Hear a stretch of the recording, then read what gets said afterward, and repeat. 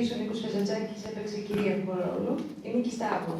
Είναι η διευθύντρια των εκδόσεων Kazantzakis, του εκδοτικού οίκου που εκδίδει και διακινεί τα έργα του Νίκου Kazantzakis στην ελληνική γλώσσα, και ο οποίος δραστηριοποιείται σε τομείς όπως η εκπαίδευση, η διοργάνωση εκδηλώσεων και η υποστήριξη καλλιτεχνικής και θεατρικής δημιουργίας για την ανάπτυξη του έργου του μεγάλου συγγραφέα.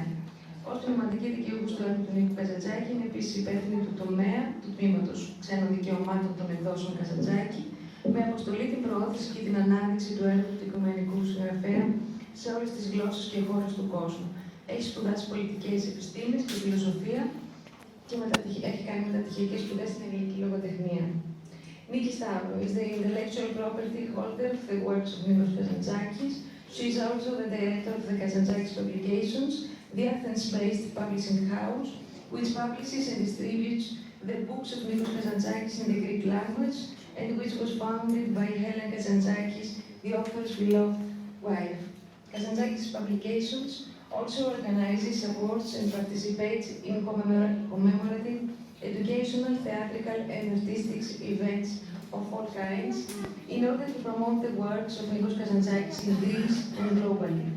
She is currently assistant professor at Webster University Athens and holds degrees in political science, philosophy, and English literature.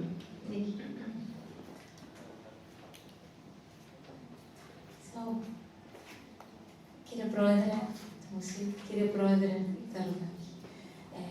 κύριε Δήμαρχε, Dr. Owen, may I begin by expressing my profound respect and admiration to the Shakespeare Foundation, the Shakespeare Birthplace Trust, and my feelings of absolute bliss for being here today for this historic event. I cannot think of a more befitting fraternization between any two institutions, actually.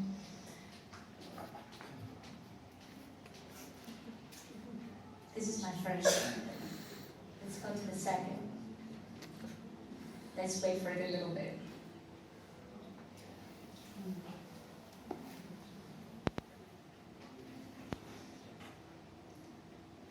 The bonds between William Shakespeare and Nikos Kazantzakis spread beyond the fact that both authors are two of the most celebrated in our respective countries, as well as worldwide. These bonds also go deeper than the mere fact that Kazantzakis penned a play titled Othello Returns, or a few other texts of 75 pages yet to be processed, bearing Shakespearean titles, and which can be found in the Kazantzakis Museum today. Carl Sagan said once that in order to make an apple pie from scratch, we first have to invent the universe. Well, the bond that these two immortals share is that they both created the universe, and we should know because we live in it. Their creatura is our reality. It is a universe filled with thousands of new words, of novel meanings which beget innumerable possibilities. A universe bursting with staggeringly captivating stories which offer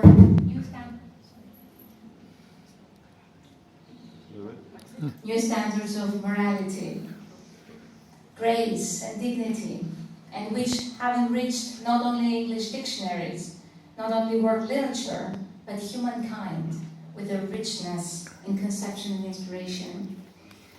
I must admit I almost feel irreverent as I'm about to analyze aspects of the minds and intent of these two literary giants who reshaped the world with their genius. I initially thought about comparing characters from Shakespeare's and Kazantzakis' works, but I would not presume to do that within the confines of my 20 minutes. There are so many similarities and so many characters in their combined works that I would not be able to do justice to most of them, and which one to choose from over whom.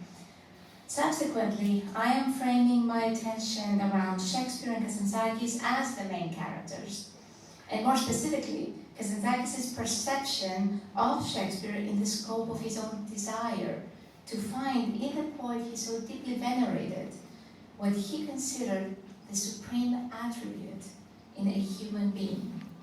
Kazantzakis' idea